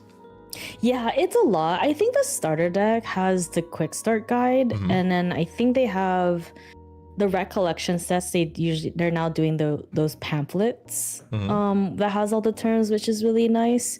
But usually these starter decks usually have the description of what each term is, which is very, very useful. Okay. Yeah, but I think you're playing it very well. I'm just like Dante is just a dude. It's just a dude. He's just a dude. Yeah, he's just a dude at the bar. He's living his best Ankh life. Yeah, I'm gonna put down Safeguard Amulet. Ooh, okay. Because I don't have anything else to play. I have so for paying the cost of a materialized card. So you mentioned floating memory, and then also paying from the recollection, right? It's either paying floating memory for one of that cost. For each floating memory in your graveyard that you banish, it pays for one of that cost, or you can combine it by paying with your memory, memory zone. So like say like if you had like a 2 cost regalia you wanted to put in your materialization phase right now, and say you had 1 floating memory, you can banish 1 and then you'll banish one of these at random. It's not like it's like an or. You can like combo it. Yeah. And I guess the random part is a problem because you can get champion. Or champion. Oh, okay, interesting. Yeah, exactly. Okay, I think let me go continue collection phase. Yeah. Um, I have a lot of cards, Aki. I do. I have a lot of cards, and I don't know what I'm doing. It's okay. You're doing great. You're doing great. Okay. All right. Is recollection okay? Yeah, recollection is great. Thank Hey, you for cool. asking. Yeah. Hey. Okay. Awesome. And then we'll press P again. It doesn't go automatically to main phase. Yeah, there you go. Okay. Just for people trying to learn and keep track of what phase we're in. Mm-hmm. Okay. What do I want to do here? Mm-hmm. I have a lot of advanced stuff that I literally cannot do anything. Really? This is not good. I mean, you do, if you have a lot of advanced stuff, and if you can try to banish and try to level up to get to level 3, because remember, level 3 likes arcane cards in her banishment when she hits 3. So if you're able to pay stuff, like, though you're gonna get low in influence, you're gonna get really strong at level 3. Because I'm already at level 2 now, so I'm catching up. I'm already past. Yeah, I don't have anything I can pay because I can't even pay the cost of these cards because if they're all like arcane, Really? right? Yeah. Oh God! Oh wow! Okay, so that's what we call a brick. It's yeah, over. It's over for happens. me. It happens. But when you're in situations like that, we just try to find ways to draw. We just find ways to draw. Yeah, this deck is the X cooked. Is that what I do here? Oh God! Oh all God. right. Well, it's rough. I guess I'm just gonna let's see. What do I want to do here? I mean, I could just attack. Yes, you can. Definitely attack. I'll put like a token. That. Stealth. Yeah, I will take the 1 damage. You're good. Okay. Yeah, and that's all I can do. Like, yeah, what's cool is like Dante actually wants some damage. I was like, oh yeah, I forgot I need damage. Oh, I should probably say please. Oh, actually, sorry. Because I need to pay for something. Can we go back? Don't worry about the phase. In the 1 damage, actually. Yeah. Oh, do I have enough? I want to do, because I'm trying to level up, and I was like, oh, do I have enough to level up? I had to question myself. No, I'll do the 1 damage. Yeah, we're good. No. In your end phase, I'm gonna go ahead and do 1, 2, 3. I'm gonna nascent blast 3 damage to a target unit, targeting Lorraine. I'll keep her up. Don't worry about it. Targeting Lorraine. Okay. And it says if nascent blast is empowered, I'll get to put it into its owner's memory. It was not empowered, so it goes straight to the graveyard. We're good. So you see how there was a fast card I activated in your end phase because I knew I had to look like, oh wait, I don't have enough stuff to pay to look at a level 3, right? Yeah. So I need to put stuff in my memory zone to do it. So that's why it gives me the opportunity in end phase to do that. But you could still respond. Like even if Nascent Blast resolves, you still have opportunity to do stuff now. And I'll say, okay, end phase is good. Are we good to go? Yeah. Yeah, I'll go ahead and wake up. And I'll go ahead and materialize into Dante level 3, Dante Hemomancer. I love this guy. Oh, it's really cool. So this is going to be a good example of the previous question you asked, which I'm going to banish 1 float, because I only have 1 float. And I'll banish 2 randomly, Keen Tinder Binder and the Aenean Frozen Shunt, the end combat phase. And now level 3, Hemomancer is here. And I have unlocked one of the advanced elements in Grand Archive called Exia. Basically, it says Dante lineage. So my previous champion can only be this champion can only be leveled up if the previous champion is a Dante. So you can't just have like Lorraine, Dante, Lorraine on your lineage. But that's not possible, right? Because you can't really build. Can you build multiple champions? There's some characters, if they don't have Dante as something lineage, you can be two different champions. Oh, interesting. Yeah, it's so interesting. Yeah, it's really funny. It's usually there's some characters, but that's why they say specifically something lineage. I think your level 2 Lorraine has Lorraine lineage, possibly. Yeah. Yeah. Love going to Crux out of nowhere. So if everyone would be on Crux, don't worry about Crux. And so his ability is whenever an empowered spell action source you control deals damage for the first time, I can recover 2. and it says X with a circle. It's kind of hard on the card, but there's an X with a yellow circle. Usually what this symbol is basically the reserve costs, okay? We're kind of like, let me see. Let me whip this out. Like this 3, right? You see the 3 in backup charger? Mm-hmm. I had to pay 3 from my hand, and I can activate the ability anytime, but I have to pay whatever amount, and I can rest him. And it says deal X unpreventable damage to Dante and empower X. X can't be 0 or can't be greater than 4, which is insane. Yeah. For him, it's like he wants damage, but he can't die.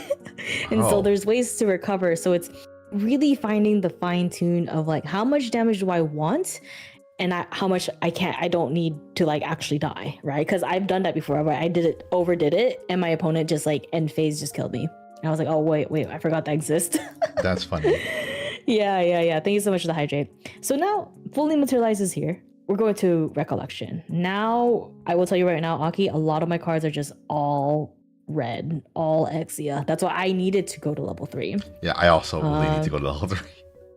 I think now that I know this is a Neon, I'm acted as level 4 because it's his level 5, sorry.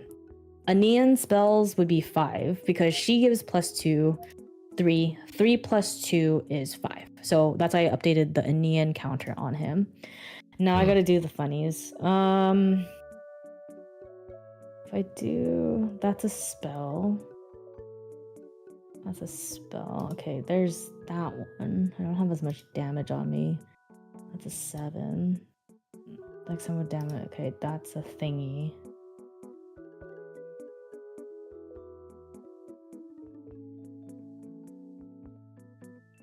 I think I will do.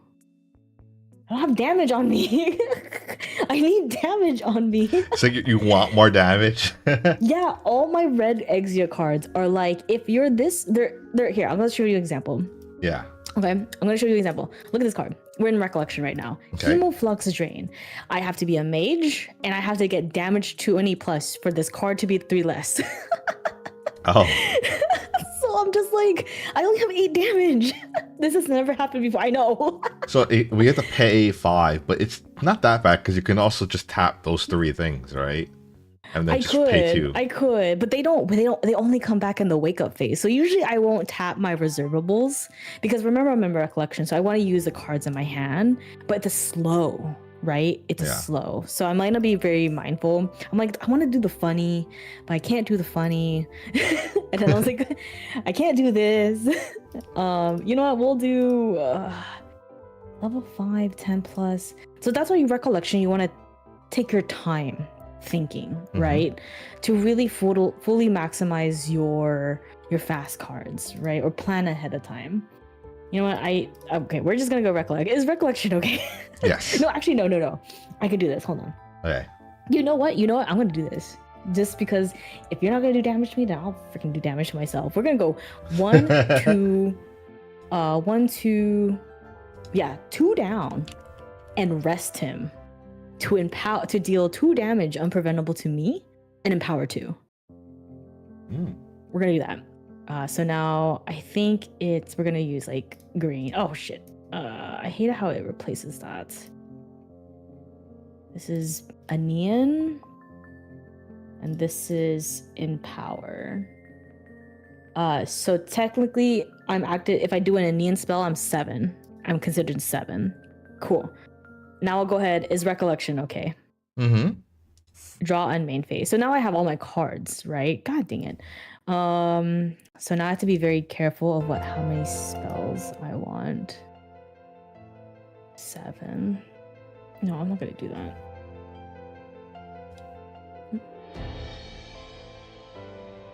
I will do. Yeah, let's do it. Let's do it. I think that's 1. I could do 1, 2. We're just gonna blood surge. It is a 2-cost action Mage Aenean spell. I can draw a card, and then if I'm level 5 or higher as a spell with 10 damage, I can draw another card. And if I'm level 9 plus with 20 damage, I draw another card. So at the most I can draw 3 cards, and then until the end of turn you can't draw more cards. But because it's a Aenean spell, it would be acted as if I'm level 7 right now with 10 damage. So I'll draw 2 cards. And now I can't draw any more cards. And then I lose this Empower right there. So now I'm back to being 5. So sorry, you just draw 2 cards? Yeah, for this one. Okay. Because I was level 7, quote unquote. So I was level 5 and higher, and I have 10 or more damage. So class bonus, draw a card, and then if I'm this and this, draw another card. If I'm this and this, draw a card. Until end of turn, you can't draw cards. Wait, so how are you level 7? I'm sorry, I think I'm missing. Oh, because I paid 2 for his ability. It's a lot. I paid 2 for his ability and rest to do 2 damage to me, and I can empower 2. Oh, empower! So I forgot like empower. 6. Yes, yeah. Okay. But then I lost it once I had this resolve, right? Yes. The pink one is more like until she leaves the field, so that she's like permanently there, right? So I'm just adding on the empowerment. So empowerment, once you use a resolve an effect with it, it reduces, it goes away? It goes away. Oh, it's basically empowerment is the next spell card you activate acts as if you're that level, and that's it. If I played this card, and in a couple of very great content creator, main deck Dan, who covered Dante, was saying if I played this and you empower, I would lose the empowerment. And because this is a cleric spell. Oh, I see. Yeah, so that's why I had to like think of like, okay, don't play that. I'm empowered. I need to use my empower spells. But I can't draw cards until end of turn, so I'm good on that. We're still in main phase. You know what? I want to see what you do. I'll go ahead and pass. I need damage. I need damage. So I'm just not gonna attack you at all. I'm just gonna like. But the thing is, I can give myself damage. That's the thing. Yeah. Is that? All right. The crash out of like not giving Exia damage. It's like, oh, I don't have enough damage. I'm just sitting here like I can't do anything. Yeah. Okay. Yeah. Is there any way you could? Yeah. Anything you can try to like play fast cards, or maybe it's just gonna depend on your draws. It's just my draws at this point. I'm kind of bricked. Yeah. It's okay. Do we have one thing on floating memory here? Because I want to upgrade level 2. Yes. Do you have any floats? And I have nothing. Yeah, I have 1 float, but I have nothing in my memory, so I can't. Oh yeah, because you can't do. play any like fast cards, so you might have to take a turn. Yeah. Okay. Let's see. Do I want to do anything materialization though? You can always have the option to skip your materialization phase if you don't have anything or you don't want to. I mean, some of these 0 cost ones you can get out, but like it's not worth always paying them out, right?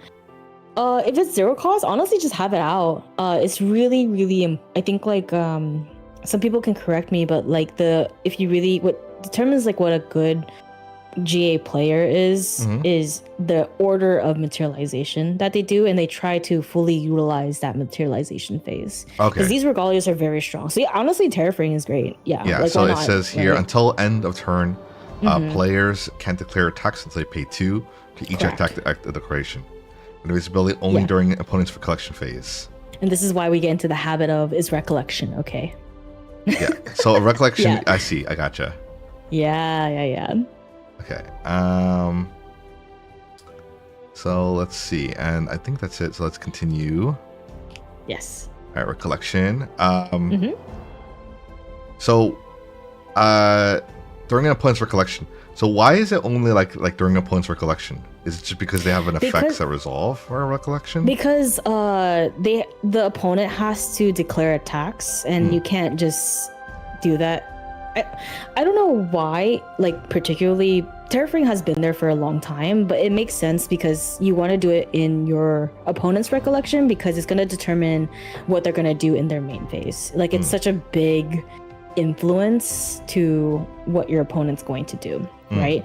And basically this terraforming is just a stall, right? It's a stall.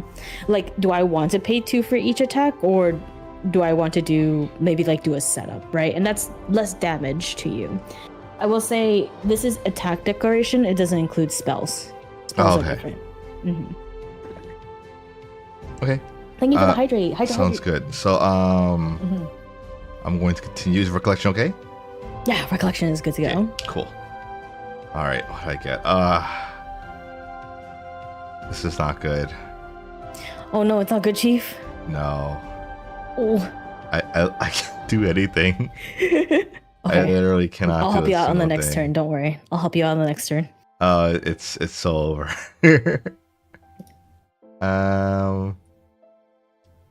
See. Oh, thank you for the hydrate. Yeah, hydrate. Thank you. Okay. Let's see. I can't do anything here. So I'll continue. Oh yeah, pre anyway. Main phase. Yeah, nothing from my side because I can't really attack or anything. Yeah. You just have her, really. Which, I mean, damage. I could use a sword, but I don't really want to use my sword right now. Right, yeah. Yeah. Because it only has 2 durability right now, so... And it's just like, I like what I was saying, like, oh yeah, I want damage. I mean, I could give you damage, but I don't know. It's like with Exia, it's so weird because there's another Exia champion, Jin, and he basically gains immortality, where he does not die. That's scary. Because he wants, like, I think people go so high in damage to do so much, but then if they don't get the kill, they're dead because it's way past the threshold of the limit to beat immortality. So yeah, he's interesting. If I do attack you right now, I guess I will do something, but like it's not a wise decision. 1 damage wouldn't do too much, I will say, because then it's just chip damage. So I don't really see too much of a threat. But if you don't want to, you don't have to. Again, attack declarations are not needed, right? Yeah. Especially like I showed you those cards, right? They have like cool things if I have a certain damage. It's true. I will help you in my next materialization. I will. See, now we're in skip. like Pantheon now. Yeah. All right. I got you. Okay. Sounds good. Go ahead and end your turn, and then I'll go ahead and start my turn. Nothing on your end phase. I will help you out. See, now we're thinking like Pantheon. You know what? I will help you out because I will materialize a bauble. You know what? I will materialize a bauble. Oh, thank you. In recollection, I will go ahead and banish this bauble. Let's go ahead and draw a card. Hopefully it helped. It did help a little bit. There we go. Okay, cool. So now we're in recollection phase. Let's see. I have to do my funny stuff. I will grant my boon. Yeah. So the thing, like, you know, that interaction I just did right now, that's basically Pantheon, where basically I'm just like, hey, I'll give you a card if you don't attack me for like the next 3 turns. That's cool.